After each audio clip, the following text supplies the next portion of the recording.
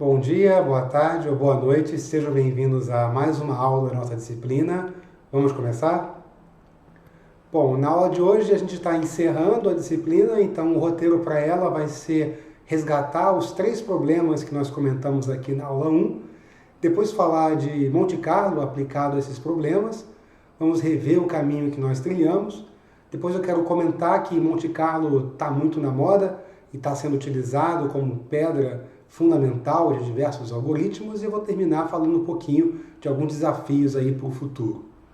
Então vamos resgatar esse primeiro problema, que é o problema do somatório, que é calcular o valor de um somatório ou de uma integral de uma função g qualquer, ou calcular o valor esperado de uma variável aleatória qualquer. Então o problema é bem simples, eu tenho g de n é o somatório de n termos dessa função g, ou o valor esperado de g de x é o somatório de todos os valores que essa variável pode assumir, do produto entre g de i e f de i, a probabilidade associada àquele valor. E o nosso problema é encontrar, calcular esse somatório. E é claro que se esse nzão aí é pequeno, isso não é um problema. Você roda no seu computador e resolve o problema do somatório sem grandes dificuldades. Mas o problema aqui acontece, ocorre quando n aqui é muito grande. Imagina que esse n aqui é maior que 10 a 20, por exemplo. Então você não consegue rodar isso, esse somatório, de maneira trivial. Ou então quando g aqui leva tempo para computar. Computar g de i pode ser uma coisa não trivial, pode levar um tempo maior do que linear, por exemplo, e aí eu vou precisar computar menos termos dessa minha soma para conseguir resolver esse problema. Então, um exemplo aqui imagina o número de permutações de 52 cartas do seu baralho, cuja soma das 10 primeiras cartas é menor do que 20. Eu quero contar e saber quantas permutações tem o valor das 10 primeiras cartas menor do que 20. Muito bom. O segundo problema que a gente comentou é um problema de amostragem, que é você produzir amostras de um espaço amostral S com alguma função de probabilidade f. Então o espaço pode ser simples, pode ser os números naturais, ou o espaço pode ser complicado, como por exemplo grafos conexos. E o nosso problema aqui é olhar para esse espaço amostral e tirar uma amostra de acordo com essa distribuição de probabilidade f. E a pergunta de novo é quando que isso é difícil, Bom, quando essa função de probabilidade f é complicada, eu vou precisar de algum tipo de método para conseguir amostrar de acordo com f. Ou quando o tamanho do espaço amostral, de novo, ele é muito grande. Por exemplo, maior aí que 10 a 20. E no terceiro caso, quando as amostras são difíceis de gerar de maneira iterativa. Não consigo produzir uma amostra desse meu espaço gradualmente.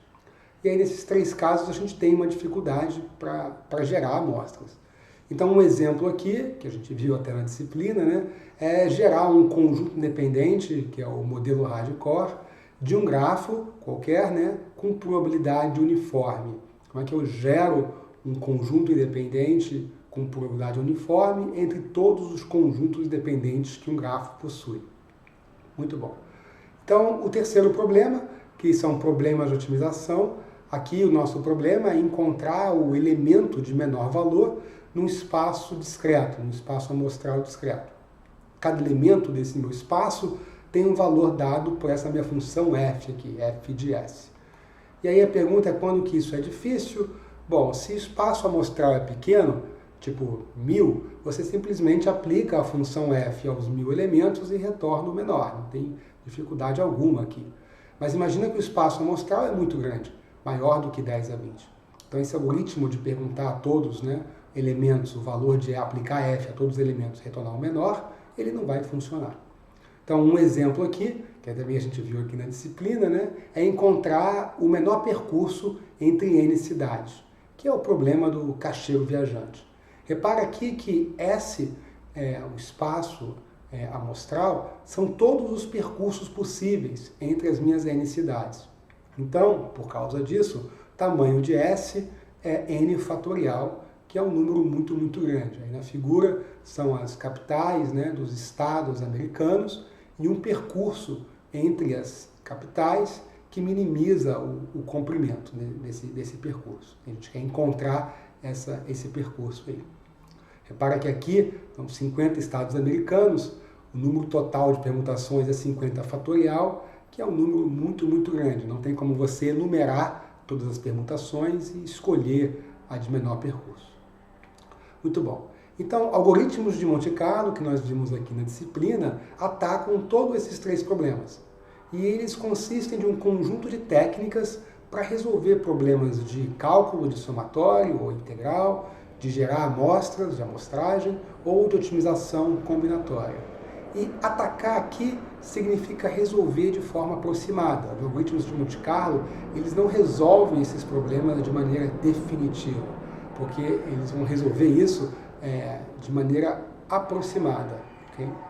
Essas técnicas são muitas e surgiram na década de 40 e nos últimos 2 décadas, nos últimos 20 anos, ela está muito aquecida dentro da computação. Tem uma expansão de usos de técnicas de Monte Carlo dentro da computação, dando origem a algoritmos diferentes e a resultados novos que permitem a gente usar essas técnicas com mais confiança. E se tem uma ideia central por trás dos algoritmos de Monte Carlo é o uso de aleatoriedade. A gente vai usar o acaso, a chance para computar. E por causa disso, as nossas respostas sempre são aproximadas, porque eu estou usando a chance, então sempre vai ter uma chance da minha resposta não ser a melhor resposta possível, não ser a resposta definitiva para aquele problema, e sim uma resposta aproximada para aquele meu problema. Então, a aleatoriedade é o nome do jogo que está por trás de todas as técnicas de Monte Carlo. E essa ideia de usar aleatoriedade está na moda. Monte Carlo está muito na moda. A computação clássica, se você pegar para pensar, né, desde a década de 40, 50, era a ideia de encontrar algoritmos que têm eficiência comprovada para todos os casos, né, o pior caso, e que produz uma solução exata. A gente sempre buscou algoritmos desse tipo. E a computação moderna, né, ela busca encontrar algoritmos que, em geral, são eficientes, eles funcionam bem, né, tem um tempo de resposta razoável para muitas instâncias, mas não para todas necessariamente, e que dão, geralmente, boas soluções. Não a melhor solução possível para aquela instância, mas uma solução que está, digamos assim, boa o suficiente. Então, isso é um paradigma, uma mudança de paradigma central na computação, entre a computação clássica e a computação moderna, digamos assim, a computação do século XXI, que visa a encontrar algoritmos que são geralmente eficientes e geralmente dão boas respostas. E você pode estar perguntando por que essa mudança de paradigma está acontecendo agora, e a resposta é que nós estamos trabalhando, a computação está tentando atacar problemas de complexidade muito alta, problemas com complexidade que a gente nunca antes pensou. Por exemplo, imagine um algoritmo que dirige um carro, né? Nós temos o carro da Google e de várias outras empresas que se autodirige, você fala para onde você quer ir e o carro vai sozinho, e lá dentro roda um algoritmo. Agora imagine você construir esse algoritmo de maneira comprovadamente eficiente, calculando a melhor maneira, a solução exata, né, de você dirigir um carro. É praticamente inviável definir esse algoritmo.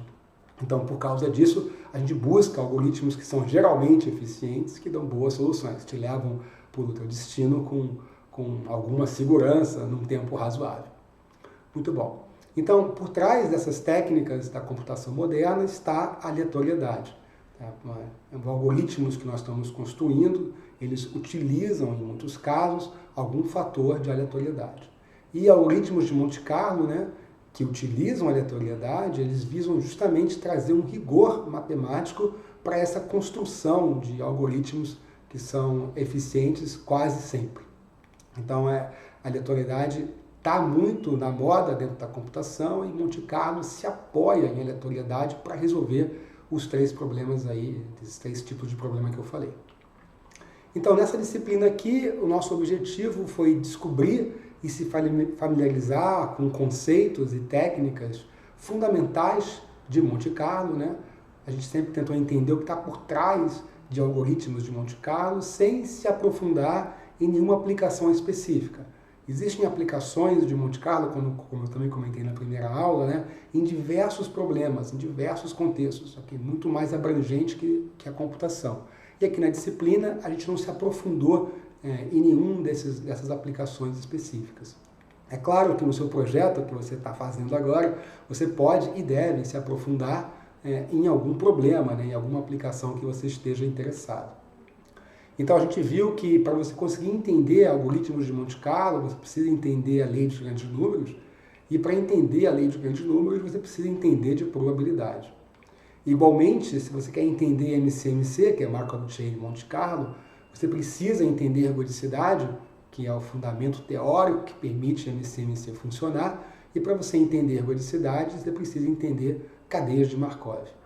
Então aqui a gente tentou estudar mais o amarelo para conseguir entender melhor o azul, né? O Monte Carlo e o Markov Chain de Monte Carlo. Muito bom. Então o caminho trilhado aqui na disciplina, nós tivemos aulas, a primeira aula de logística, apresentação e motivação, depois tivemos 2 aulas de revisão de probabilidade, depois 2 aulas falando sobre desigualdades, que são fundamentais para conseguir calcular erros, né? E a lei dos grandes números, em particular a desigualdade de Chebyshev, que a gente usa muito aqui na disciplina.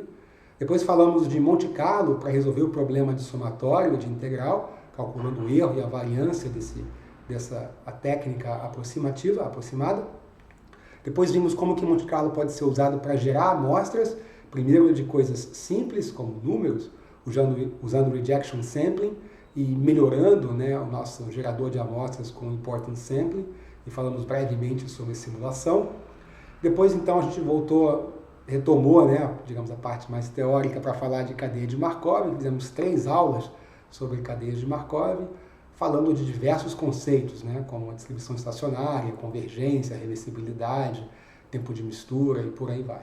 Depois, então, fizemos 3 aulas de MCMC, falando de caminho amostral em cadeias de Markov, simulação eficiente de cadeia de Markov, e gerando amostras, e, finalmente, né, Metropolis Hastings, como sendo um algoritmo de MCMC, e Gibbs Sampling como sendo um outro algoritmo também de MCMC para gerar amostras com uma distribuição que a gente queira.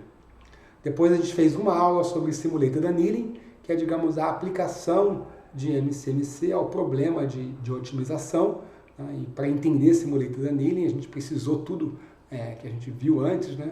E interferimos também a distribuição de Boltzmann e estratégia de resfriamento, digamos, é o parâmetro central aí para o Simulated Annealing funcionar. E a aula de hoje encerrando aqui a disciplina.